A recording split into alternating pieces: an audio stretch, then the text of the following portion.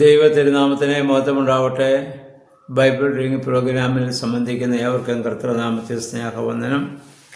സംഖ്യാപുസ്തകം 26-ാം അധ്യായമാണ് നമ്മളിന്ന് വായിക്കുന്നത്. 26-ാം അധ്യായത്തിൽ വീണ്ടും 20 വയസ്സിന് മുകളിൽ പ്രായമുള്ള യുദ്ധപ്രാപ്തിയുള്ള പുരുഷന്മാരെ രണ്ടാമത് അവരുടെ സംഖ്യ എടുക്കുവാൻ യഹോവയായ ദൈവം മോശയോട് ആവശ്യപ്പെടുകയാണ്. 1-ാം അധ്യായത്തിൽ ഒരു സംഖ്യ അന്ന് എടുത്തിരുന്നു. 6,35,550 പേരാണ് അന്നുണ്ടായിരുന്നത്. അവരിൽ എല്ലാവരും യോശുവയും കാലേബും ഒഴിച്ച് ബാക്കി എല്ലാവരും മരിച്ചുപോയി. കാരണം മരുഭൂമിയിൽ മോശയ്ക്കും യഹോവയ്ക്കും എതിരായിട്ട് അവർ അവിടെ പിറുപിറുക്കുകയും അവിശ്വാസ മുഖാന്തരവും ബാക്കി എല്ലാവരും മരുഭൂമിയിൽ വെച്ച് മരിച്ചു പോവുകയാണ് ചെയ്തത്. അവരുടെ സന്താനങ്ങളാണ് ഇപ്പോൾ ഉള്ളത്. അവരുടെ കണക്കെടുപ്പാണ് ഇപ്പോൾ ഇവിടെ നടത്തുന്നത്.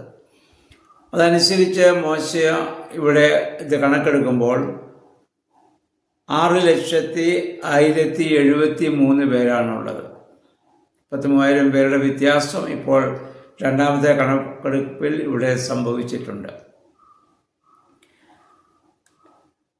ഈ ആദ്യം കണക്കെടുക്കുമ്പോഴും ഇപ്പോൾ കണക്കെടുക്കുമ്പോഴും ലേവ്യ ഗോത്രത്തെ മാത്രം ഇവിടെ എണ്ണുന്നില്ല.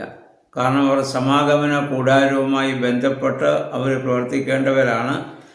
അവരിൽ 1 മാസത്തിന് മുകളിൽ പ്രായമുള്ള പുരുഷന്മാരുടെ എണ്ണം നോക്കി, പക്ഷേ 23,000 പേരാണ്. അവരെ യുദ്ധത്തിന് അയക്കുകയില്ല.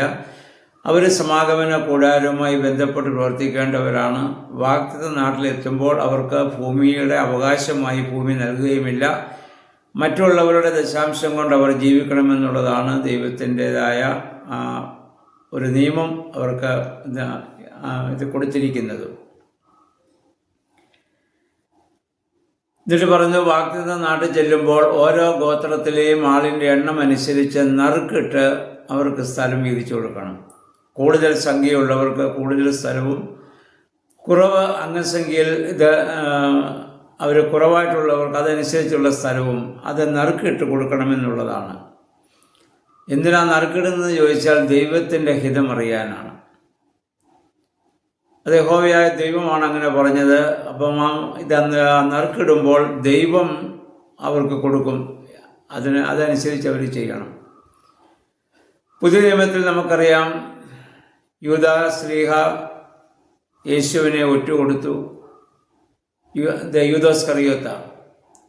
അതിനുശേഷം മത്തിയാസിനെ ശിഷ്യന്മാരെ തിരഞ്ഞെടുക്കുമ്പോൾ അപ്പോസ്തല പ്രവൃത്തികൾ 1-ാം അധ്യായം നമ്മൾ വായിക്കുന്നു.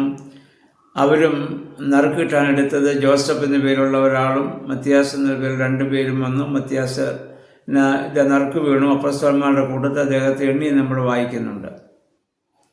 എന്നാൽ ഇന്ന് ആ ഒരു രീതി മാറിയിട്ട് ജനാധിപത്യ രീതി വന്നിട്ട് ജനത്തിൻ്റെ ഭൂരിപക്ഷം അനുസരിച്ചാണ്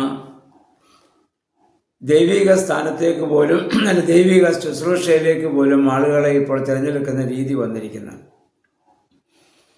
അത് ദൈവഹിതമല്ല, അത് ജനഹിതമാണ്. കാരണം സ്വാധീനമനുസരിച്ചും സാമ്പത്തിക സ്ഥിതി അനുസരിച്ചും ശുപാർശ അനുസരിച്ചുമൊക്കെയാണ് ഇപ്പോൾ ഉള്ളതായ തിരഞ്ഞെടുപ്പ്. അതിൻ്റെ പരിണിത ഫലങ്ങളാണ് ഇപ്പോൾ പലപ്പോഴും സഭ അനുഭവിച്ചുകൊണ്ടിരിക്കുന്നത്. ദൈവഹിതം ആരും ആരായുന്നില്ല. ദൈവത്തെ പ്രീതിപ്പെടുത്തുന്നത് കാണിക്കാൻ വേണ്ടി വെറുതെ ഒരു ധ്യാനമോ ഒരു പ്രാർത്ഥനയൊക്കെ നടത്തുന്നുള്ളതല്ലാതെ ദൈവഹിതം എന്തെന്ന് ആരും ആരാഞ്ഞറിയുന്നില്ല. അങ്ങനെയാണെങ്കിൽ പ്രാർത്ഥിച്ച് നറുക്കിടുകയാണ് വേണ്ടത്. അവരെയാണ് ദൈവം തിരഞ്ഞെടുത്തതെന്ന് നമുക്ക് വിശ്വസിക്കാൻ പറ്റും. അപ്പോൾ ആ രീതി കംപ്ലീറ്റ് മാറി. കാരണം അങ്ങനെ ദൈവത്തിൽ പൂർണ്ണമായി ആശ്രയിക്കുന്നവരാരും ഒരിക്കലും ഇവിടെ തിരഞ്ഞെടുക്കപ്പെടാറുമില്ല. കാരണം ജനത്തിൻ്റെ സ്വാധീനമനുസരിച്ച് പോകുന്നു എന്നുള്ളതാണ് അതിന് കാരണം. ഇവിടെ നമ്മൾ കാണുന്ന യഹോവയായ ദൈവം വീണ്ടും അവരെ കനാലിൽ പ്രവേശിക്കാനുള്ള സൗകര്യമുണ്ടാകാൻ കാദേശ് ബർണയിൽ കൊണ്ടുവരികയാണ്. ആദ്യം അവരെ കൊണ്ടുവന്നു. പക്ഷേ ആ ദേശം ഒറ്റുനോക്കി അതിൽ 2 പേര് മാത്രമേ വിശ്വസിച്ചുള്ളൂ. ആ യോശുവയും കാലേബും. ആദ്യം എടുത്ത ആ കണക്കെടുപ്പിലുണ്ടായിരുന്നവർ ശേഷിച്ച 2 പേർ അവർ മാത്രമാണ്. ബാക്കി എല്ലാവരും മരിച്ചുപോയി. വിശ്വാസം കൊണ്ട് അവരിപ്പോഴും ജീവിച്ചിരിക്കുകയാണ്. ഈ രണ്ടാമത്തെ കണക്കെടുപ്പിലും യോശുവയും കാലേബും ഉൾപ്പെട്ടിട്ടുമുണ്ട്.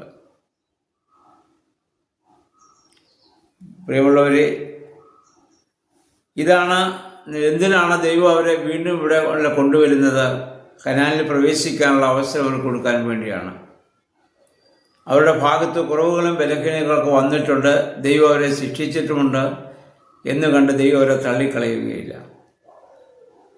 അവരുടെ തലമുറകളെങ്കിലും കനാനിൽ പ്രവേശിച്ച് ദൈവഹിതം അനുസരിച്ച് അവിടെ ജീവിക്കണമെന്നുള്ള ദൈവത്തിൻ്റെ വലിയ ആഗ്രഹം സ്നേഹത്തോടെ കാണുകയാണ്.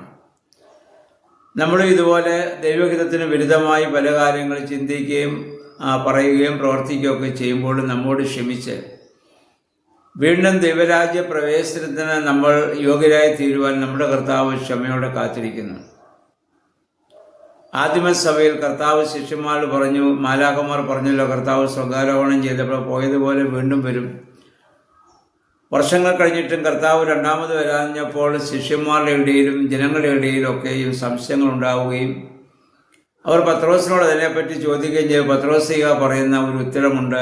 2 പത്രോസ് 3-ാം അധ്യായത്തിൻ്റെ 8 വാക്യം വായിക്കുക, അല്ലെങ്കിൽ 9-ാം വാക്യത്തിൽ ഇങ്ങനെയാണ് പറയുന്നത്: ദൈവം എന്തുകൊണ്ട് താമസിക്കുന്നുവെന്ന് പത്രോസിക പറയുന്നു. എല്ലാവരും മാനസാന്തരപ്പെടുവാൻ ദൈവം ദീർഘക്ഷമയോടെ കാത്തിരിക്കുകയാണ്. ആരും നശിച്ചു പോകുവാൻ ദൈവം ആഗ്രഹിക്കുന്നില്ല. മനുഷ്യവർഗത്തിൻ്റെ മുഴുവൻ മാനസാന്തരത്തിന് വേണ്ടി ദൈവം ദീർഘക്ഷമയോടെ കാത്തിരിക്കുന്നു എന്നുള്ളതാണ്. അപ്പോൾ ദൈവികമായ സ്നേഹം അത് വീണ്ടും വീണ്ടും ക്ഷമിക്കുകയും ജയജീവിതത്തിലേക്കുള്ള നമ്മുടെ പ്രവേശനം സാധ്യമാകാൻ വേണ്ടി ദൈവം ദീർഘക്ഷമയോടെ കാത്തിരിക്കുന്നു. ആ ക്ഷമയും സ്നേഹവും മനസ്സിലാക്കി നമ്മെ തന്നെ ഒരുക്കുവാൻ നമുക്കിടയായിത്തീരണം. അല്ലാതെ നമുക്ക് കുറവുകളില്ലാത്തതുകൊണ്ടല്ല, നമ്മൾ പാപം ചെയ്യാത്തത് കൊണ്ടുമല്ല ദൈവം നമ്മെ ശിക്ഷിക്കാത്തത്. നമ്മുടെയൊക്കെ മാനസാന്തരമാണ് ദൈവം ഏറ്റവും കൂടുതൽ പ്രതി. പഴയ നിയമത്തിൽ അവർ ഉടൻ അന്നേരം ശിക്ഷയാണ്. പക്ഷേ പുതിയ നിയമത്തിൽ യേശു വെളിപ്പെടുത്തിയ ദൈവം ധൂർത്തപുത്രൻ്റെ പിതാവാണ്. ദീർഘക്ഷമയോടെ മകൻ്റെ അവൻ്റെ മടങ്ങി വരികയും കാത്തിരിക്കുന്നവനായ ഒരു അപ്പൻ. ആ സ്നേഹം നമ്മൾ യഥാർത്ഥമായി തിരിച്ചറിഞ്ഞ് ദൈവത്തെ സ്നേഹിക്കുവാനും ദൈവഗീത പ്രകാരം ജീവിതത്തെ ക്രമപ്പെടുത്തുവാനും നമുക്കിടയാകണം. ഈ വേദപുസ്തക വായനകളൊക്കെ അതിന് നമ്മെ സഹായിക്കണം. ദൈവമേ, പരിശുദ്ധാത്മാവേ, അതിന് ഞങ്ങളെ ശക്തീകരിക്കണമെന്ന് നമുക്ക് പ്രാർത്ഥിക്കാം. അതിന് ദൈവം എല്ലാവരെയും സഹായിക്കുമാറാകട്ടെ.